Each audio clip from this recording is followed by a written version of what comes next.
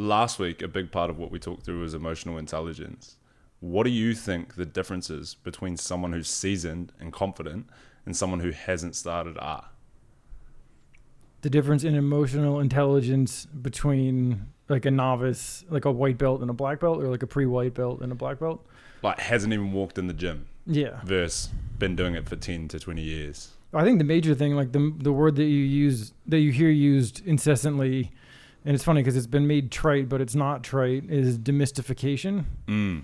You've demystified it because if you haven't walked in the door, like imagine if you had never participated in like jiu-jitsu or Muay Thai and you were thinking about walking in the door at like your gym or city kickboxing or something like this, like what your imagination would do to you in theory would be completely horrifying. Yeah. Whereas you probably can't relate to that anymore because you've been in fights, you're completely inured to that.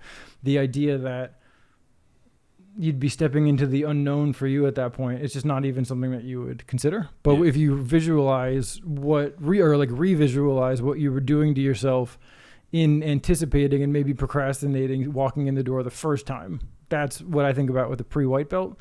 And so that's what when I say in the context of investing, it's vital to like ask the question at the very least, what's keeping me from buying one share of one company within the next 30 minutes?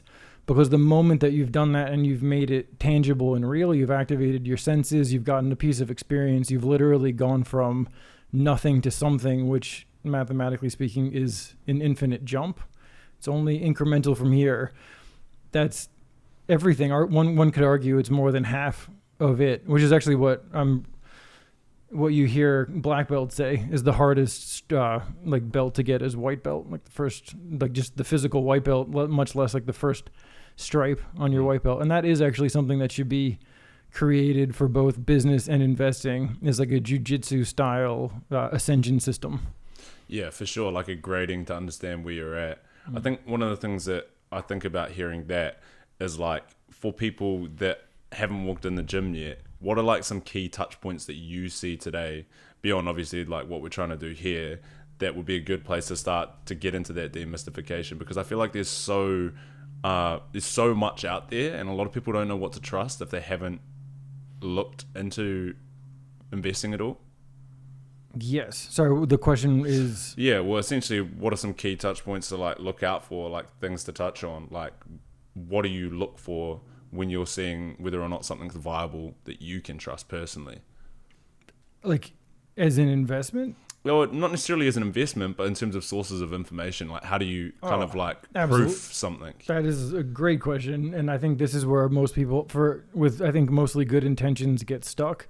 One of my main mantras on this subject and most subjects is start before you study. And so if you look over there, you'll see that I have a lot of books to that effect where I've essentially, like background as a writer, I have read virtually every single book about procrastinating and writing books to procrastinate writing a book, where the most important thing you could possibly do is not absorb the information. Like Tim Ferriss had a good line in 4 Hour Workweek.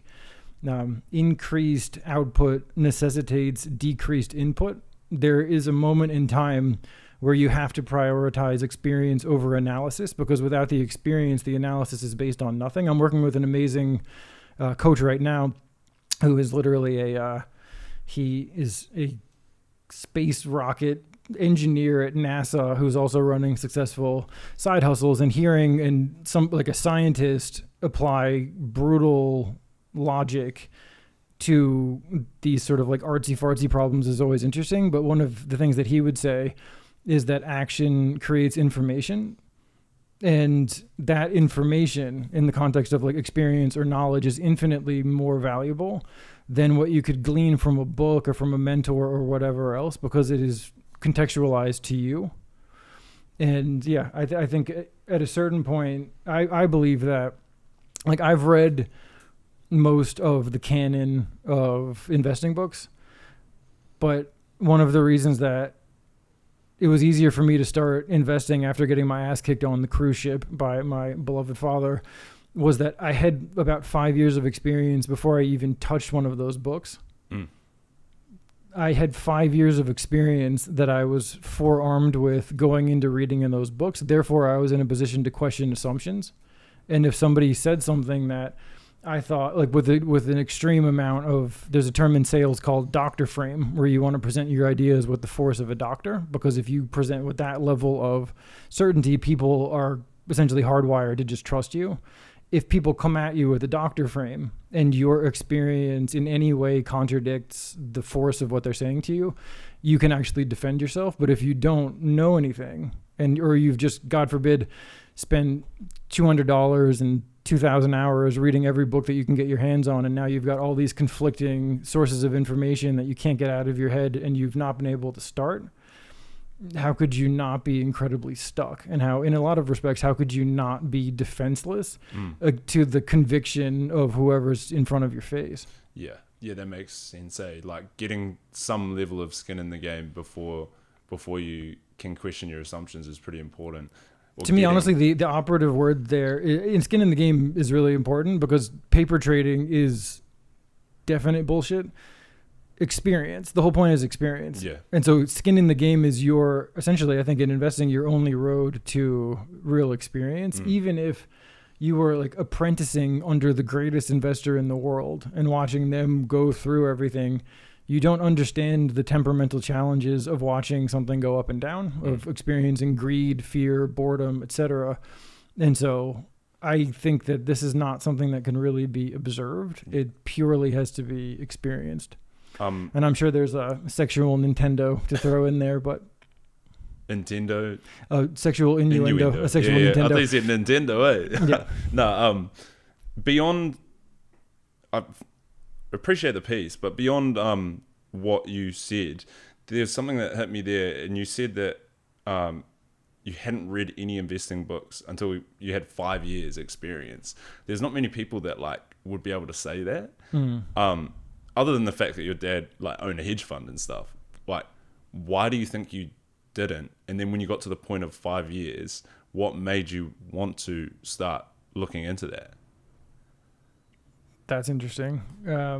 First, I think it's important to point out, because this is a good example of, it would seem mystifying that some people had like a parent that worked in, not just in finance, but actually like aggressive investing, etc. Never came up. He literally never discussed it with me until I was in uni, as the Kiwis would say. So it wasn't like I didn't have a childhood advantage although I did, as we talked about previously, in terms of chess and gambling and having those mental models cross over in an apples to apples way, which they do. But there was no talk of actual investing. And actually, at the time for him, he was learning stocks from virtually scratch. He'd been in bonds in precious metals for essentially his entire career. And so this was kind of relatively new to him as well. And he was kind of in that, I don't think it was the Dunning-Kruger peak of Mount Stupid, but he was in sort of jubilation about it that you don't see out of a lot of grizzled veterans. And it probably isn't how he would have discussed the asset classes that he was more entrenched and experienced with. But essentially, what was the original question? Well, essentially, like you mentioned that like it had been 5 years before, like after you'd started investing, before you read a book about investing.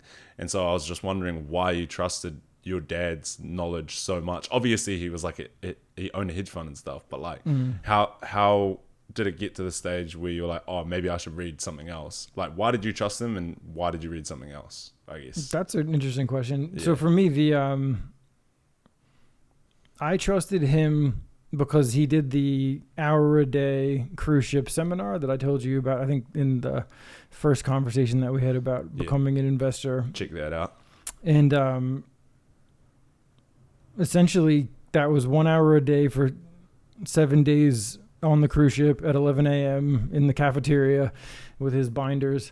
And of that 7 hours, I only retained 4 bullet points because I didn't agree with most of what he said. And so I went in very trusting, but sort of withholding judgment and wanting to like test things. And because a lot of what he said struck me as abstruse, overly mathematical. I didn't realize this. I don't think I could have verbalized this at the time, but it was over prioritizing academic theory and sort of IQ and under prioritizing emotional intelligence, what you can't see, the intangibles that don't show up on financial statements. I don't think I could have articulated that, but that it felt that way. It felt overly academic and underly practical. And so that was important, but to be redundant for the good, he prompted me based on the conviction that I had in those 4 bullet points to take action.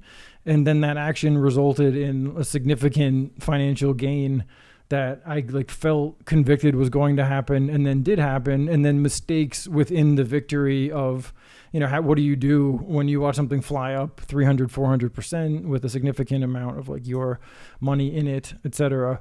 And so I just kind of kept going. But at a certain point, I became aware of the work of Peter Lynch, whose work is, I think, unacceptably non-famous considering the implications and the importance and also the generosity of what he brought to the table. And so when I learned about those books, I read them. And to be frank, they're very, very important. I think if you agree with the Einstein observation that compound interest is the 8th wonder of the world, and you are in a country where technology and legality makes this available to you, one could argue that those are some of the most important books for someone who can be an amateur investor in the world ever written in the context of what he wrote. So I read them out of curiosity, and it was a validation of what I was doing. There were certain intricacies in what he was talking about, particularly on the investing side versus the stock picking side, that I found helpful. However, it was 3 books that were long and dense, and I don't believe that if you had just handed me those books instead of the in-person ass kicking on the cruise ship, I can't promise you I would have read the books, and I definitely can't promise you that I would have applied the books. And so I don't believe, as is I think the major fatal flaw with just books as the the panacea that solves your problems for you. It's information without implementation, and a lot of the time, Peter Lynch isn't a trained writer. He worked with a very good writer who helped bring those books into existence, but it takes a lot for a book to be immediately actionable and to be, as sort of the author of The Little Prince said, perfection is not when there's nothing left to add but nothing left to take away, and doing that in such a way that it is actively comprehensive, concise, and God willing comedic. And it's enough to prompt people into, first of all, belief shifts, but then second of all, into action, and then third of all, into sustained action. That's a huge ask for any book to accomplish for any person. And so, not to bag on someone who I consider a personal hero, because he did not have to write those books. Yeah. Just for context, he was the most successful investor of the 1980s. He turned something in the neighborhood of 18 million into 14 billion in 13 years, something crazy. And then he published 3 books. So he's essentially the Michael Jordan of institutional investing.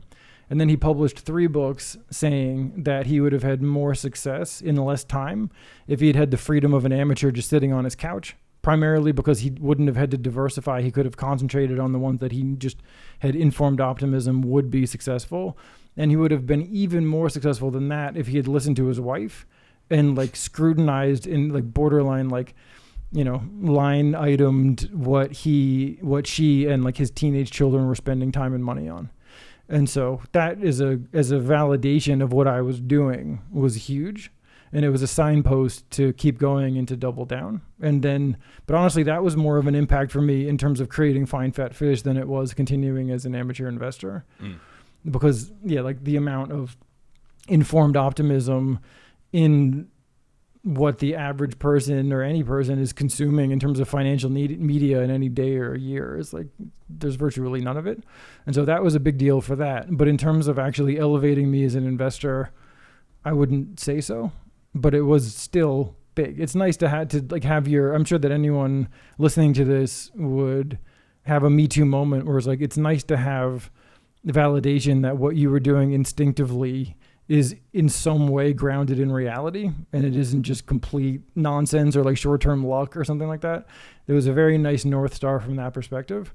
Now, and then the other thing I would be remiss not to mention was a friend of mine, a close friend of mine from uni. We got into reading The Motley Fool together, which was essentially super cutting edge when they launched in 93, and we were doing this in like 2009, 2010. Essentially a stock news, like their narrative at the time, their narrative has shifted in a lot of ways, but it was a monthly stock newsletter where it's two brothers that are investing against each other. And I was like, that is awesome. And so my friend and I were like running a collaboration where we were reading that together and then like talking once a month. And it was like, you know, they say that that's how guys keep in touch, is through gamification, like by playing games. So that was like our video game was doing that.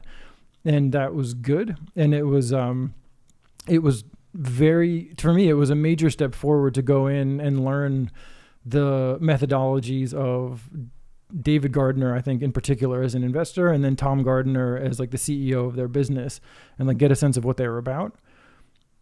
But then I did find that damaged my independent thought. And I actually went in like a little bit of a slump because I was reading these things and I was getting away from my own natural processes. And so for me, it was like a big step to go in, learn their system, see what they were doing. Again, like a nice, they were English majors that became investors. I'm an English major that became an investor. So like it was like these like North Stars. But it was also a big step forward to unsubscribe and get back to what I do. And the moment that I did that, the moment my performance, you know, skyrocketed. So to me, I guess the way to think about it, I fall into the analysis paralysis trap, to put it mildly. Like when I struggle, that's where I struggle. I never struggle when I'm in it and I'm improvising. Pretty much never. I can be very prone to striking out without swinging. And so when I have clients that are telling me that they spotted, you know, Apple in 2002, but they couldn't even buy one share, like I resonate with that. And I've done a lot of work on the writing side to help them with that. And that is something to be heavily on guard against when you're consuming information. So one of my main mantras that helps me break through to like finish a book or launch a business or launch a new service or what have you is the idea of targeted research and needed info in stride only. I think I mentioned that during the last conversation, but essentially if an information gap manifests as a problem and you've slammed into a roadblock, or if you can very clearly see like this chasm that if you just keep running just as you are, you're going to fall off of a cliff. Sure, it makes sense to like plug in that gap on the spot, but it doesn't make sense to try to become omniscient before you've begun. Because to quote my coach who works at NASA before, action creates information, and it creates key context in the form of experience. So that kind of information is beautiful if you're in motion. If you like see a North Star, you're chasing the North Star, and then you run into a snag, then targeted research to solve the problem on the spot makes all the sense in the world. It doesn't make sense before you've begun. And I think, as we've talked about a lot, this is mostly an EQ problem and not so much of an IQ problem. There's a lot of emotional work that you need to do intracranially to like set a target, set milestones, begin even though it's scary and there's so much uncertainty.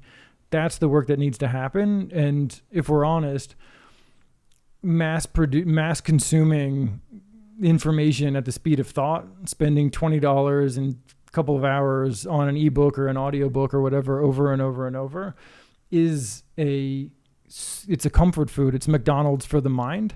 Even if it's genius thought, it's still McDonald's for the mind. And I think you reach a saturation point where you know it, but then you've built the muscle of analysis and inaction.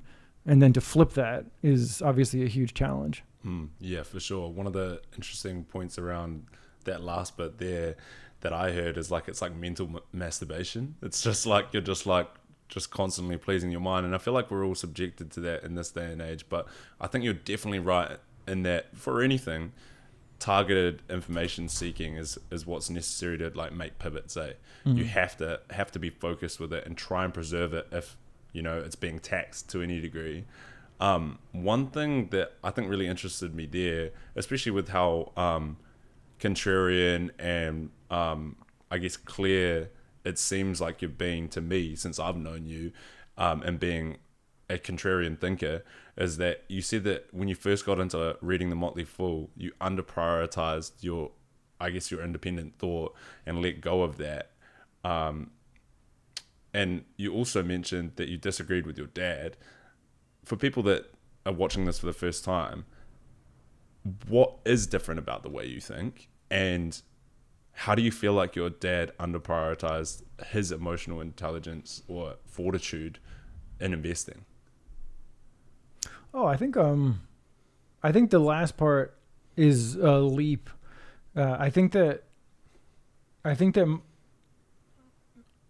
guess one way to say it, and this obviously has implications way beyond just investing, but like my dad was wired for kind of like conquest and dominion, and I'm wired for freedom and independence. And so there's obviously a natural and inevitable clash either happening or coming when you have people like that. We had the whole authority conversation. But he was being true to himself and I was being true to myself. And that to me was one of the, and again, like, I guess this is an example of where secondhand experience was really helpful, but only because it was a split test and I was actually doing something. Was like my first focused investment was in Nintendo before the Wii came out. And he taught me his investing principles with the understanding that I was going to invest in Canadian oil and gold because the US dollar was going to go to shit. Standard old man philosophy that's still happening now. And we were both right. And so I was like, okay, so there's multiple ways to win. And so for me, that was helpful because it showed that if you are in the game and you are perpetually re-asking, like, sort of, what do I want? What do I believe? And you're willing to accept data and feedback and iterate and not fall into denial or whatever, which kills most people, a lot of like very high IQ people, where it would just be too painful to say, I don't know, I was wrong, let me consider this, I'm not sure. And like, that's a death. And so for me, he was being very true to himself, and so was I. And so there was like a comical contrast where I ended up, that was my first win, and then it was Google and Apple and Netflix as they were going into streaming and all this. And it was just funny because he was disappointed that I didn't win the way that he wanted me to win. But at the same time, there was like a grudging respect that I like went my own road and that I like picked it up and used it. But it wasn't like a happiness. There was no, like, it wasn't like, good job. That was true to him. That was his attitude. And I think that's a big piece of this, is essentially helping people activate their own instincts. And as long, like, I don't like to, especially now, I don't like to put political labeling on anything, but like as George Carlin said, have you ever noticed that everyone who's killing each other is always wearing a hat? It's like, I try to never wear a hat, like try to like avoid the labels as much as possible. But I consider myself libertarian in the sense that I think that every single person should be able to do whatever and believe whatever weird, strange, or conventional things they want, as long as it's not trampling anyone else. And and that we were both operating from that prism. In terms of the Motley Fool, that I really want to be complimentary of the people who founded that. I think that they're brilliant, and in a lot of ways, it's funny, they're not as famous as I believe they should be, similar to Peter Lynch. To be also frank, I'm not anywhere near as big of a fan of them now as I was them. They've fallen off my radar in a lot of ways, but I have so much respect for what they've built, and in particular, the people who founded them.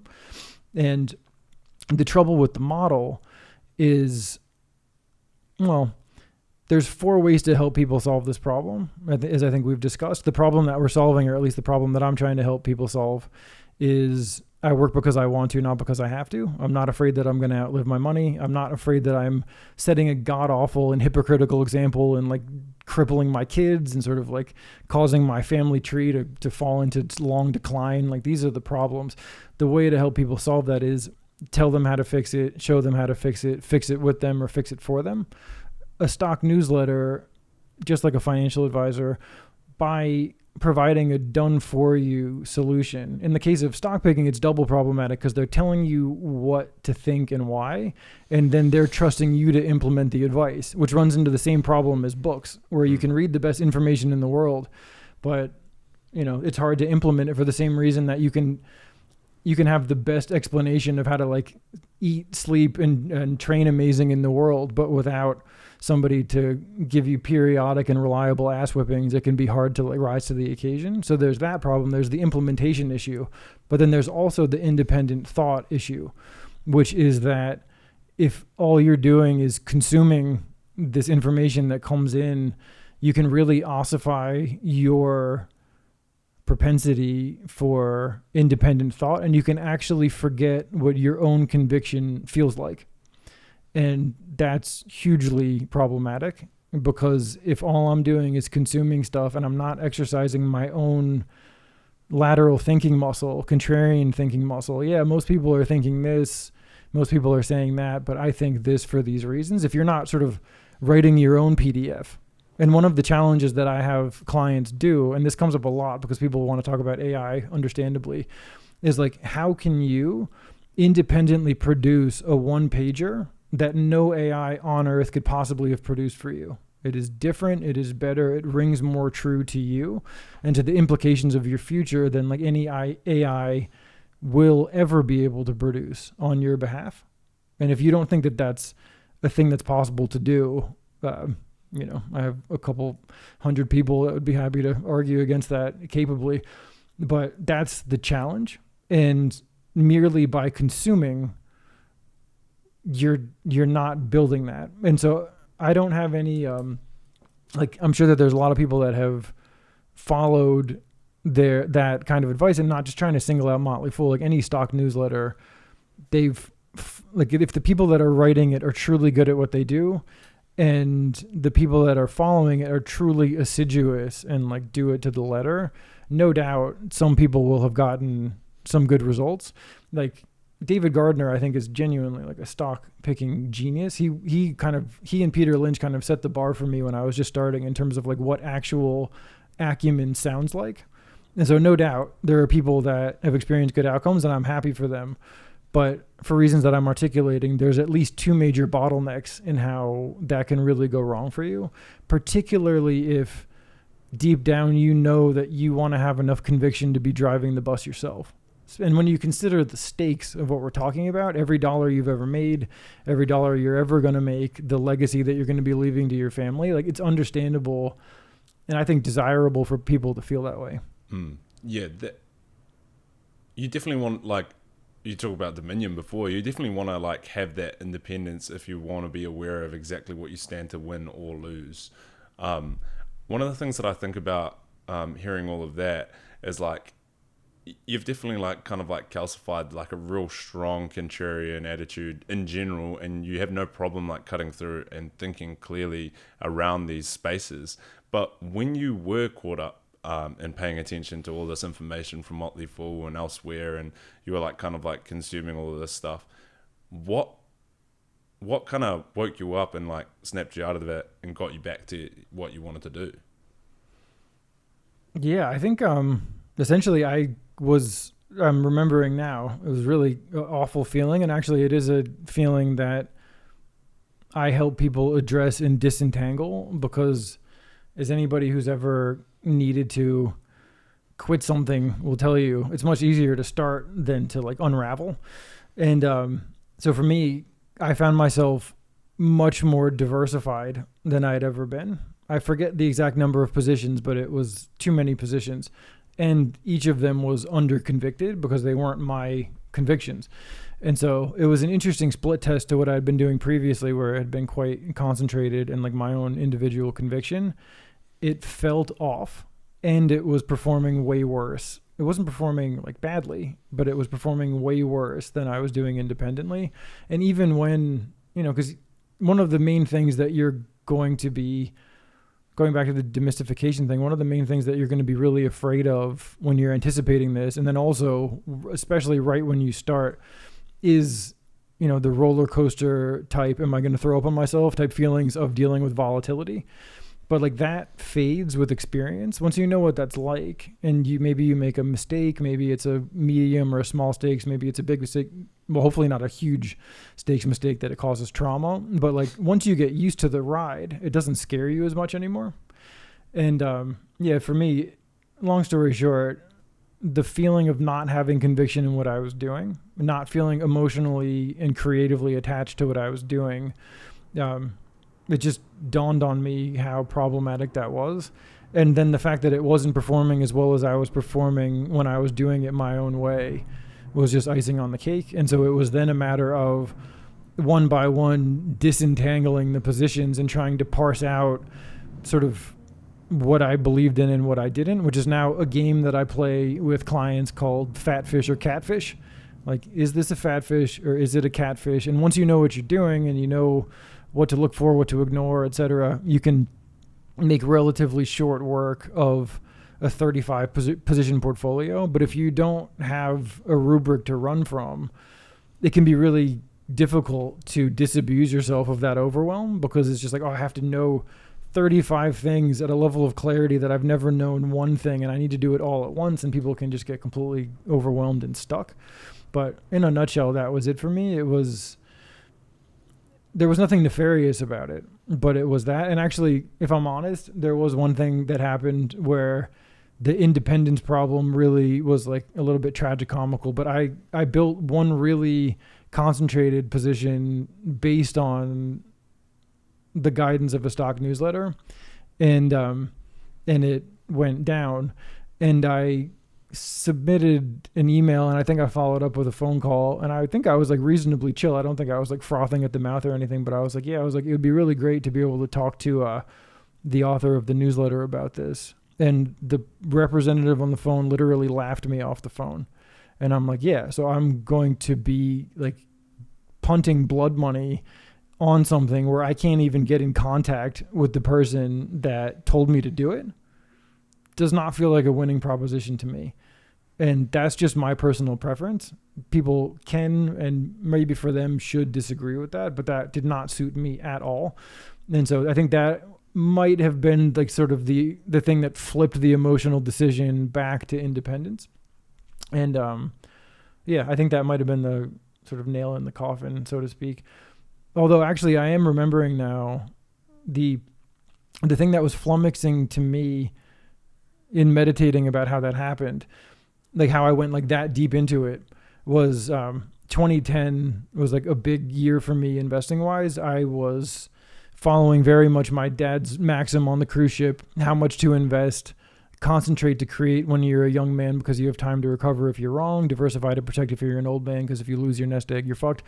I like super concentrated in Netflix as they were transitioning into streaming, and multi-100% return that year.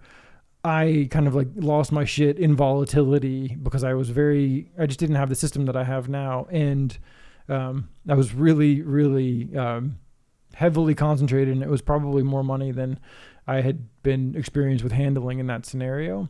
And so I liquidated in full. And I deep dive and sort of do a post-mortem on that mistake, obviously for clients of mine, so that they can understand what not to do in that scenario.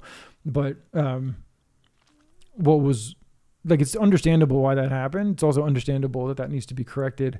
What is more interesting, and I think more befuddling because it's more of an emotional thing, was I then immediately sort of I think that's when I did actually subscribe and deep dive and then diversified across somebody else's stuff, where for some reason I didn't want to like run it back right away. Maybe it felt like it was too much too soon.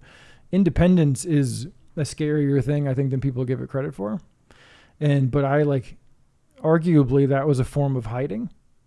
Arguably it was a form of preparing, but arguably it was a form of hiding.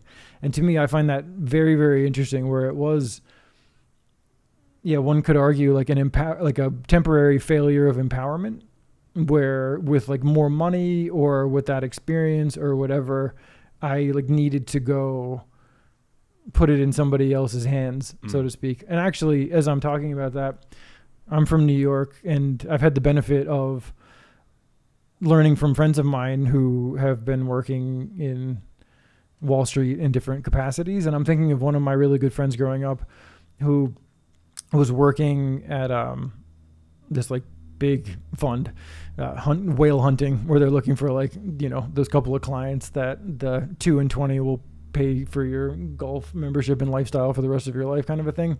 And I remember him telling me that a sort of archetype of who they're looking for, an ideal client for them, is somebody who's been bootstrapping their own business for their entire adult life and then sells it. And now all of a sudden they've got 20 million liquid. They have no idea what to do with it. And the ask of like putting it back in the market themselves in a new way is just too much. And so like, let me hand it to the guy in the suit using words I don't understand and his like team of nerds in the back. And like, let me just don't lose it. Okay. Like, I'm just going to go live my life now. And so to me, that makes sense. And I think it might've been like a young man's version of that, where I was like, psychologically, I don't feel ready to double down. Yeah, that makes perfect sense. Like, I don't know if many people would know what to do with a serious financial win. I think that's what you hear so much, like people talking about like people that win the lotto, they always like blow it all. And it's like a serious proposition, right, to deal with like a significant amount of money, especially if you didn't like you didn't think you stood to like gain that much. Yeah, several thoughts on that. One of the things that I think is super interesting about Peter Lynch overall, that kind of draws back to your point around, I guess, getting those focused wins in investing, is like, I remember reading Peter Lynch for the first time and thinking, what the heck? I've never had someone tell me to think for myself so clearly for a whole chapter of a book. Like the first chapter is pretty much like listing off all these reasons why you shouldn't trust what he does. And I'm like, what is this book? Like, this guy's like telling me to like not trust him. Or at least not trust the decisions he makes as like gospel, and that you should be following him. Like, amateur investing isn't about following. And I think like that really tripped me out, because I feel like we all follow to a degree, right? We all feel like we need to follow something. I guess my question to you in terms of understanding the emotional intelligence and how to exercise the muscle on that is, how do you fortify that personally in terms of, I guess, igniting that muscle of being contrarian, of doing what other people aren't, of being willing to say something and people think you're crazy for investing in that. How do you fortify that? Yeah, really good question. Really good question. So I have 3 things that I've scribbled down because I didn't want to lose them. So let's see. Let's start with Lotto. Yeah. So yeah. So I recently got messaged by an old friend of mine who was saying that he's been really struggling with, I guess you could call, the term he used was financial discipline. And so to me, it's similar to any other form of discipline. Like if you're trying to spend less money, first of all, understand that is a finite game. It's not a stupid game, but it's a finite game compared to playing offense, for reasons that are so obvious that just like look around at the addressable universe and like who's retiring faster and whatever. Are they playing offense or are they obsessing about defense? But the major thing is like there's a one sheet that I help clients with, where essentially putting me ink, like you ink, on one piece of paper. And so what is your revenue? What are your expenses? What are your equities? What are your liabilities? Put it together. And it's obviously a beautiful fish pun. And a thing that happens, this is to me, the whole like to drink the latte or not is just McDonald's for the mind crap that is being produced because people love reading it, arguably to procrastinate, and it can be said an infinite number of times on podcast episodes and whatever. How do you mean worrying about drinking the latte? Like in terms of like, oh, should I buy coffee or not? Or? The biggest thing is like the opposite, like basic arithmetic sort of checkers. That's like, well, if you spend $10 a day on coffee, then it adds up to this. Yeah. And like to a degree that's true. Yeah. If you have like a down and out coffee addiction, I'm scared for your blood pressure more than your credit card bill. But essentially, if you're trying, like the much more useful way to attack that, rather than just trying to sort of like white knuckle it and discipline it, is find something that's fun and better. And so, as an example, if you're really trying to stop smoking, as someone who smoked for a long time and like was tried to, like, if you write down on a piece of paper and you meditate, like, I'm going to stop smoking for the rest of my life right now, that's how you find yourself like double fisting cigarettes within 48 hours. The way that you actually stop is like, okay, so what is this keeping me from, or what it would be more fun and interesting? So if you pivoted the resolution from stop smoking to start kickboxing, if you actually, moving to the demystification thing, if you actually hire a PT for like 2 weeks, like twice a week for 2 or 3 weeks, and you go in and you do those workouts, between the extroverted energy of the PT and the extreme humility that will come from not having the skill set maybe, but definitely not having the gas tank, but then the encouragement and if it's a good coach, hopefully, and getting better at it, you will have built inertia that it is essentially impossible for your smoking to continue, because these two things cannot coexist. And so similarly, this is super counterintuitive, and I feel like this is one of the least understood aspects of the investing angle of what I'm helping people with, is the minute that you find conviction, that you find your own taste of informed optimism and fruition, it becomes natural to, like, like a fat fish, find fat fish. A fat fish is an opportunity to take a month of expenses and turn it into a year of freedom with no realistic chance of that money dropping to zero. A 12-bagger in Peter Lynch parlance. And so if you actually find and back an opportunity that you can explain is likely to take a month of your expenses, let's say that you spend $3,000 a month on everything, and you can see why it's likely on a long enough time horizon to turn that 3 into 36 and maybe a great deal more, and you really like feel it, and there's a reason why you're doing this, and you're like, okay, when that happens, I'm going to then either build it into this and get out of this unfulfilling situation faster, or fund a sabbatical and go vagabonding, or whatever your vision is. And this is, again, that's where emotional work needs to be done. But if you have that conviction and you know that it's fueling a vision that really means something to you, it becomes natural for all of the detritus and waste in your life to immediately get slashed away. Because why the fuck are you spending $1,200 that you don't want to be spending on anything, caffeine or otherwise, if it can be funding that and helping you extricate yourself from a bad situation or capture an amazing situation faster? And so for me, I mean, it's funny, in New Zealand, I think Australia too, but New Zealand, this has come up multiple times. People, it turns out, and I do this during week 6, because immediately being like, gash your expenses, like that's going to result in procrastination and unhappiness. But if you learn how to find a fat fish, and then we talk briefly about the little that I have to say that's different, in my opinion, much better and entrepreneurially minded about your defensive infrastructure, including lessening your expenses, all of a sudden it turns out that people are spending $6,000 a year on lotto, and this is literal, like somebody had $65,000, I think, of like silverware and cutlery in their garage.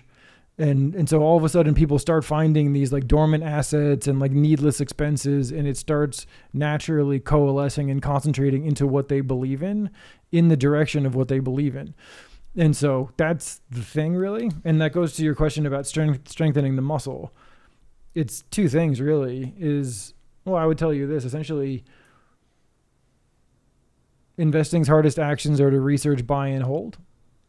Beware excuses not to research, buy, and hold, with an emphasis on buying once you've got enough informed optimism to do so, and holding unless you want to step into the world of day trading or like invading, like half investing, half trading, in which case, like, good luck out there.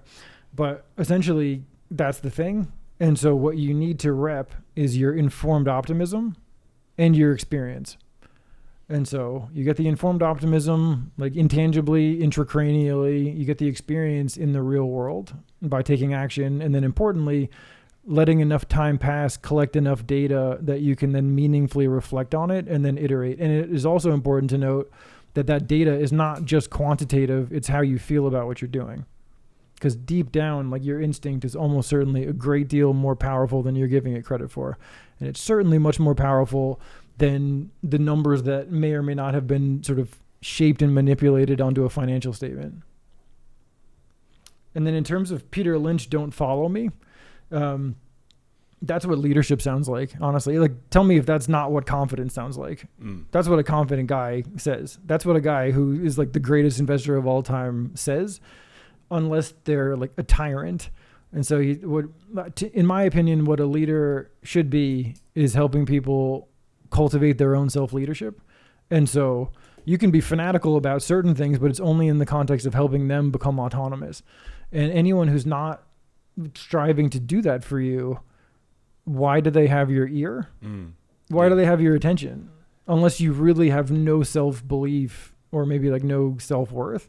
Like, why would you be listening to someone that wasn't actively trying to elevate you based on reasons that are clearly not nonsense? Yeah. In Te Ao Māori, there's a term called manaakitanga. So it means, or it's spelling it backwards, like how the language is structured. So mana is like authority, like personal authority and social connections, and like not value. It's hard to describe, but essentially like the realm of being a leader. Aki is like to offer, and tanga is the people. So the person that offers people power, and often the people in leadership positions give that away. The person that offers people power is that's so good. That is a very good way to think about it. And a lot of indigenous cultures think that way also, which I think is like a massive thing for people that are coming from an indigenous perspective, or at least understand it, is that investing doesn't have to be evil, or like people with money don't have to be evil. You can look at it and just say, oh, this is just a different cultural context, you know? Like, I can look at this and, this guy is a good leader. Like, he is offering like great wisdom, to help people feed their families. That's manaakitanga. This is slightly petty, but honestly, I think the number one most satisfying thing that I've heard so far was a 63-year-old lawyer that I worked with a while ago. It was like, I haven't had this much confidence since I was 35, which is a fascinating thing to say, because if you're like in your 50s and 60s and you're in your financial super prime, why would you have had more confidence when you were 35? What happened? What happened financially? What happened psychologically? What happened interpersonally? But then the other thing he said a couple of years later was, I taught my financial advisor a lot and then fired him. And I'm like, yes, that is what I'm like.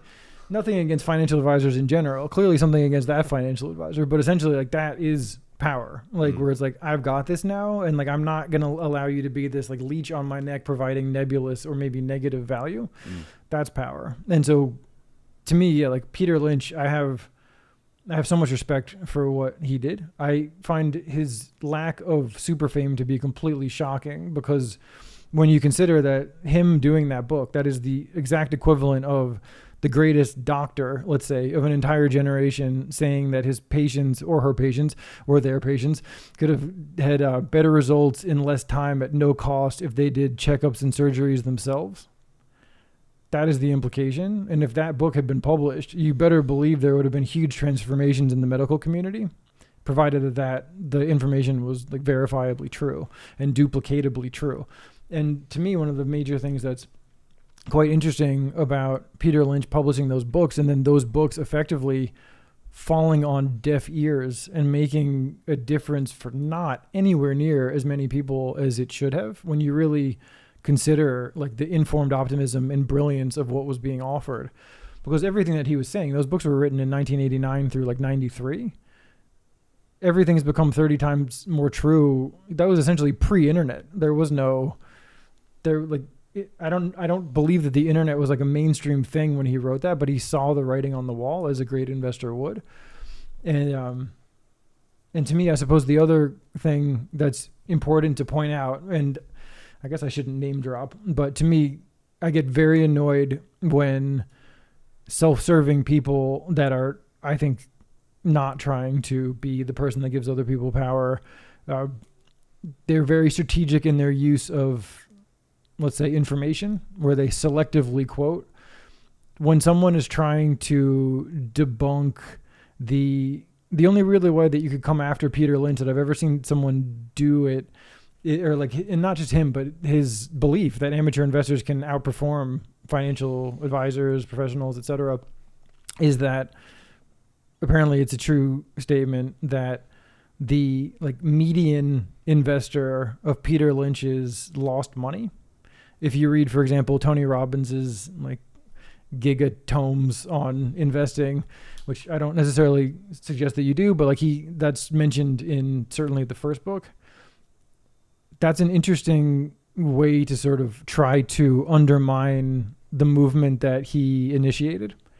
And it's fascinating that the reason that happened, I think we talked last time about the perception pendulum, about how there's a predictable rhythm of sentiment. There is moments of hysteria. There's moments of euphoria. Essentially what happened, and the reason that did happen, was that, you know, like any investor that participates over a 13-year period who is always fully invested, there's going to be crashes. There's going to be recessions. There's going to be crashes. A huge number of the people that were investing with Fidelity Magellan apparently sold at the bottom of a hysteria. And I forget the year, but it was like there was like a cataclysm. And what's fascinating is, even though they knew full well that the Michael Jordan of institutional investing was running the money, that didn't keep them from panic selling at the bottom. Which goes to show that if you haven't done the work to cultivate your own conviction, you can have the greatest investor in the world running your money for you. And unless you were somehow like locked out of being able to panic sell, there's a really high chance that you would panic sell at the bottom. And so for me, people have used that stat very selectively and, in my opinion, very deceptively to like debunk the whole movement, but that's oversimple. He still had the results that he got for the investors that made that money who held, even though so many people panic sold at the bottom. And so the major thing is, I believe, following similar tenets that he breaks down in those books similar to what I help people with as well, but under the context of your own informed optimism, not somebody else's, if that makes sense. Yeah, that makes perfect sense. I guess in terms of panic selling overall, correct me if I'm wrong, but pretty much like the general pathway that I've like jotted down as we've been going. Informed optimism leads you to conviction. Conviction is the waypoint you should be shooting for. You're looking to steelman that conviction at all costs. And then the process is to research, buy, and hold, essentially. Did you use the word steelman? Yeah. What does that mean? Just like build out the validity. Steelman. I mean, it's a sexist term, but I like it. No, I like it. Steelman. It reminds me of Steel woman. The Kiwi hard farmer. You're trying to you're getting tough. I think that sounds directionally accurate. But yeah, what we're talking about is essentially, this comes up a lot with me because I think it should. Essentially, there's 4 kinds of information. There is uninformed pessimism, which is everywhere and it is worthless. Anyone listening to this understands exactly what I mean. Just listen to anyone or open any news outlet or social media feed. You will find uninformed pessimism. There is uninformed optimism, which is also everywhere and also very dangerous. And you know exactly what I'm talking about too. Like I turned, 1,000 into 30 million in an afternoon, and just click here, that kind of stuff. So there's that. That is dangerous. Everyone knows that. Everyone sees that everywhere. There is then informed pessimism, which is very valuable. And it's the kind of thing that you're paying somebody maybe $100 an hour to provide for you. So, and like a lawyer, an accountant, a professor, here's how to follow the rules. Here's how to like keep risk and damage to an absolute minimum. That is important, but it is by definition limiting. As they say, like what protects us also limits us. The fourth piece, and this is exactly what I'm talking about, and like finding this by any means necessary and learning to hear yourself when you've found it and then being willing to test that fact-based faith, is informed optimism, which is invaluable, which is supremely rare, and which needs to be, in my opinion, for reasons that we've been talking about, found on an independent basis. And so to me, that's really like the heavy lift of stock picking. It's two things. One is helping people cultivate a vision for what they actually are doing it for, because it's only existing in the context of what they're actually doing it for. And it's amazing how left to our own devices, how little that muscle and that vision is actually like developed. So that's a big piece. But then the other piece is stripping it down, comprehensive, comedic, and concise, the process of it, that people can reliably churn out and earn their own informed optimism, which I call fact-based faith, and I also call face-melting facts. Finding those, understanding them for what they are, and then backing, as the Kiwis would say, backing yourself. And then, you know, there's also snags that you'll run into on the investing side, and being willing to like listen to yourself and to objective feedback and being willing to make adjustments. But I mean, in a nutshell, that's how this works. And that's how I think most things work. Yeah, one of the things that's kind of running through my head, like obviously there's like the different pieces you mentioned, but one of the things that I've come across, at least in my lifetime, I'm sure everyone's probably met someone like this, but someone that struggles to back themselves at any point in time, I guess in your experience coaching and stock picking,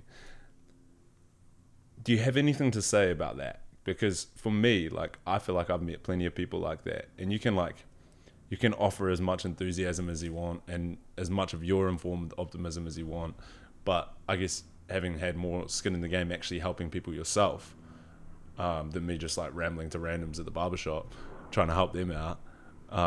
There's value in that. You can get informed optimism at the barbershop. Yeah, for sure. Like, and I hope I've helped people at times. But I guess, like, do you have anything to say for people that haven't backed themselves yet? I mean,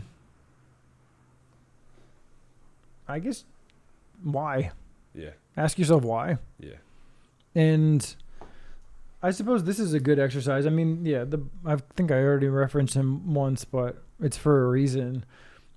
Tim Ferriss did a really nice job of, I think, consolidating 4 major prongs of independent and entrepreneurial thought into the book, The 4-Hour Workweek. And I forget who he was citing with this, but in the definition, like the first portion of that book, there's an exercise called fear setting. And arguably it's mastery of the obvious, but it's helpful to have a structured template that you can pull from. And essentially it would be like, what is this thing that you fear? And then actually breaking it down. And I would recommend for anything that you're doing, I mean, generally speaking, I find it better to handwrite it and like make use of limit yourself to a single piece of paper. But like, what exactly is this fear? And then break down all the different contours of what's going on psychologically with it. So first of all, what are you worried is what do you want? What are you worried is going to happen if you try this thing that you want to do? What are the actual odds of that happening? If that did happen, what would be the counter move? What is a more probabilistic thing that's going to happen? Like you're sort of doom scrolling in your own mind. What is the thing that's more likely to happen? And what is the best case scenario? And just understanding each of the potential or probable paths, especially the ones that you're the most afraid of, and then are pre-visualizing what you will do if that comes to pass. And I think that will, especially if you do it on a single piece of paper and you don't overwhelm yourself with detail, and if you just sit with it until the job is done, I think that will mostly demystify or strip away a lot of this chatter that felt really serious until you actually look at it on a piece of paper, and yeah, that's just nonsense. It's just fear yammering away. I think that would be the major thing, honestly, is just think that through. Because to me, like the whole thing, what is keeping me from buying one share of one company within the next half hour? And like, let's say that it's a company that's selling their shares at like $30,000 a share. Okay. Can you then sign up for a brokerage that does fractional investing and then chunk it down to an amount that you can actually stomach? But like, let's say just hypothetically that you were going to show up with $1,000. What would you do if that $1,000 quickly tripled? What would you do if that $1,000 quickly dropped 95%? What would you do? And just think about it in those terms and start to just start to think through the if-thens of what is just, and like breaking them down into individual pieces rather than this just nebulous storm. And I think that's the thing. Yeah. I think in my experience, I can definitely, I guess, align what I've faced with what you just said in terms of being specific about exactly what's going to happen. It's often harder to do in your head than it is on a piece of paper, for sure. But one of the things I always use to try and work through those challenges, whether it's been about investing or like business or, fighting or anything, even if it's like something like, with your family or whatever, is like thinking about what's the worst that's actually going to happen. It sounds a bit like fatalistic, but sometimes you need to think about the worst thing that can happen, and then from there work backwards. And it's like, well, if that's really the worst that can happen, how am I going to get there? And if that's the case, work backwards from that. Well, how do I avoid that? Yeah. And that's how I like to structure it in my head, at least, and then on paper sometimes, often as well. Yeah. I think in terms of strengthening that, you talked about the pre-visualization. One of the things that I think, being specific with investing, is in terms of how you structure your personal contributions. Lots of people have different, I guess, philosophies around exactly what they should be contributing.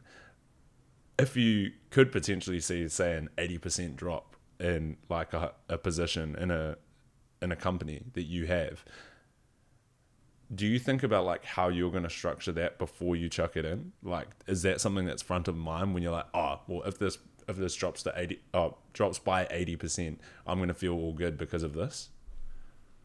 Because I believe in this company, or because I believe like this is essentially like, so what I told you before, like an opportunity to take a month of expenses and turn it into a year of freedom. If you believe in something and then its cost drops by 90%, theoretically you should believe in it 10 times as much. So why would you not believe in it more? Yeah.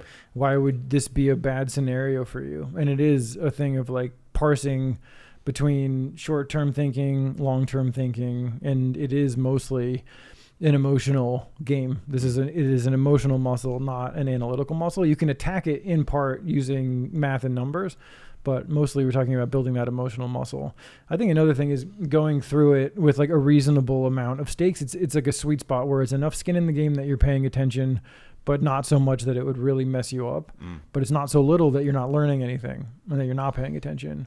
And I think when you've experienced that, provided that you are following a decent protocol, I think you'll see that it's not so bad. But if it strikes you as something that is literally unlivable, you have a decision to make. Either you train yourself to get to that level, or you hand it off to somebody else. Because the thing is, like, reviling financial advisors is just so lazy. Reviling Wall Street is so lazy, because if Main Street was not dominated by fear, they could not be dominated by greed.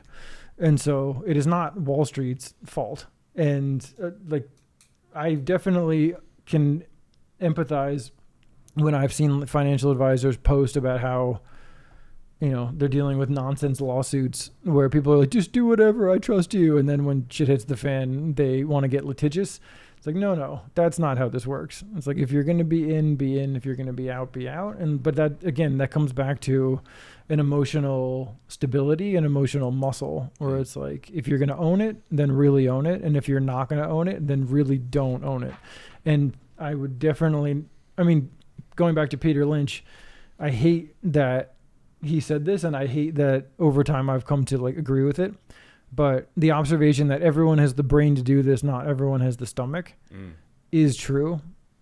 Like, I've made offers to people. Like, when I make an offer to people, I give them, in following best practices and just following a road that's really helped people get out of their own way, I give people an incentive to attack an imbalanced risk-reward opportunity with decisiveness, but they have to be decisive. And it's awful, but I've witnessed panic attacks or a doubling over. And so but it's better to sort of test temperament in a closed and safe environment rather than when you have 80% of your money invested. But yeah, I've seen enough to know that not everybody can get all the way there, but I do think in the scheme of things, more of the time it's people that could get there that aren't trying. Yeah, I had one really strong thought around I guess for the people that are stuck in the middle, that aren't caught in fear but are looking to have informed optimism. One of the things that I think about in general with decision making is the neural system as a holistic system. A lot of people think thinking just happens in your mind, but there's a massive concentration of neurons in your gut as well. I'm no neuroscientist or anything like that, but there's a reason there's a saying, trust your gut. You know, like it's there.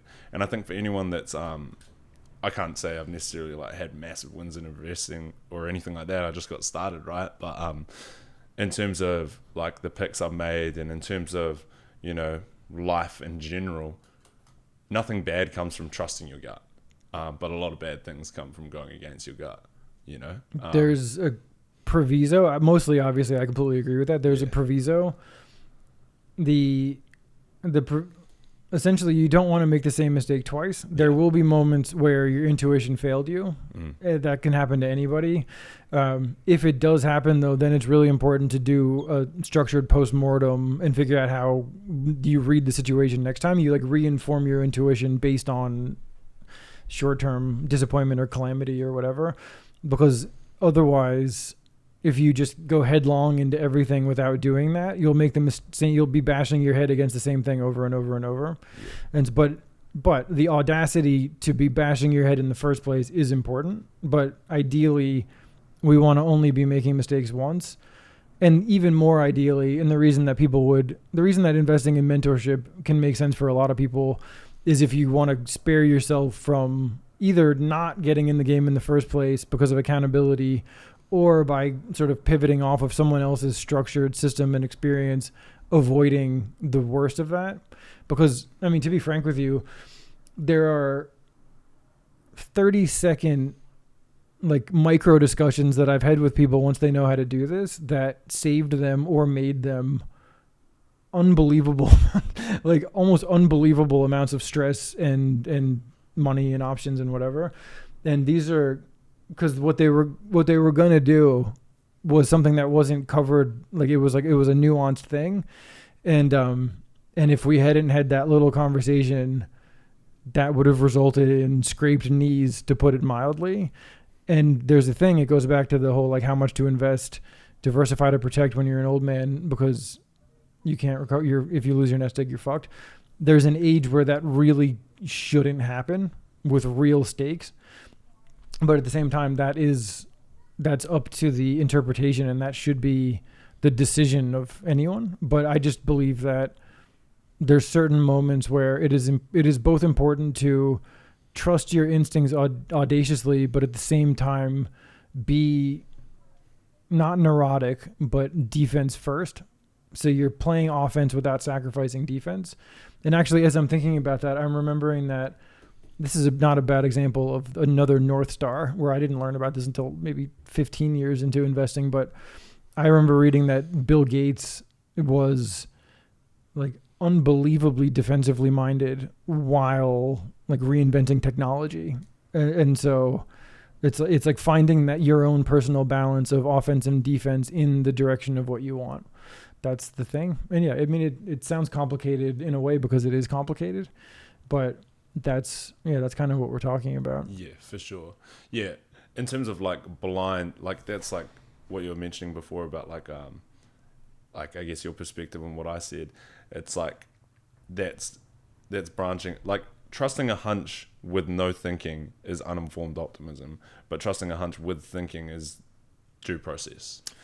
Yes. So for me, like I have a mantra that I like. If you can't crush your skeptics with one sentence, you're not ready to invest. And so the idea is, how do you find, I call them face melting facts, but how do you find informed optimism that justifies stepping into the fire? There is more to it than that. You can have the best informed optimism in the world and make mistakes on the investing side, or like miss something on the stock picking side that can cause things to end in tears.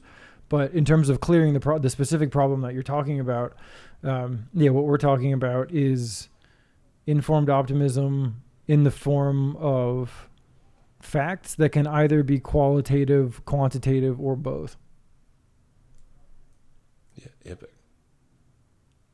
Time to go looking.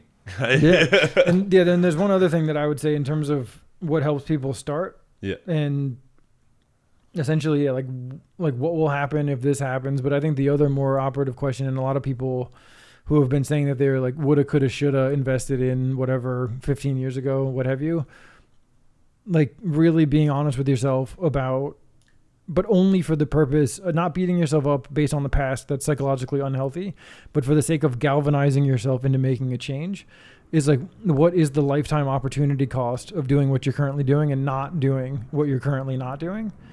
And if this continues, if this stretches out for another 10, 20, 30 years, what will be like the sum total of the cost of inaction? Mm.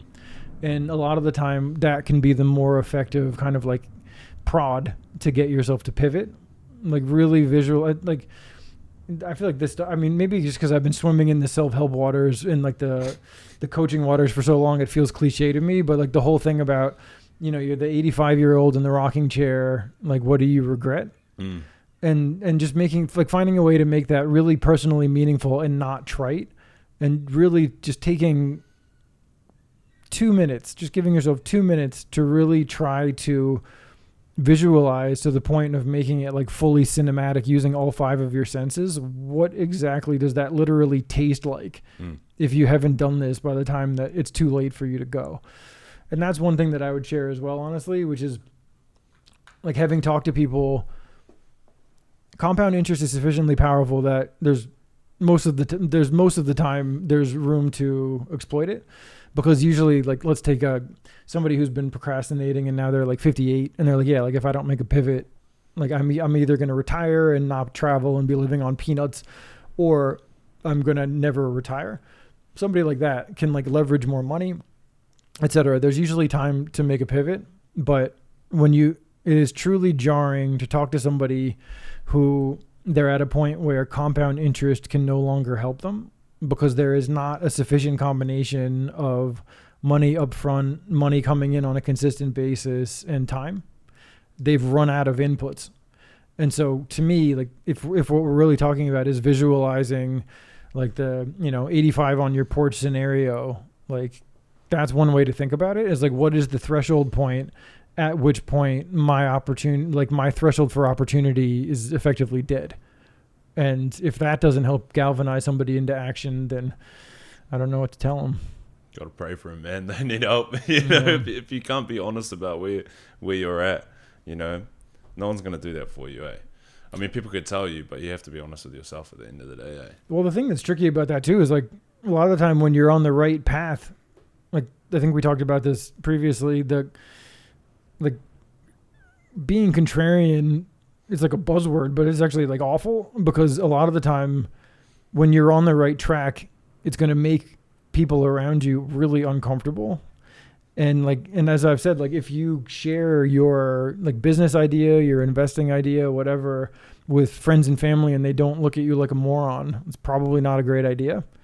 And so that's what's tricky about it, is like, it really does come down to a certain amount of like cultivating self-dominion. And as you were saying, like if you can surround yourself with people that give you that power until you don't need them anymore, because now you've got that power enough that you can actually turn the lights on for somebody else, ultimately that's the solution to the problem. Sick.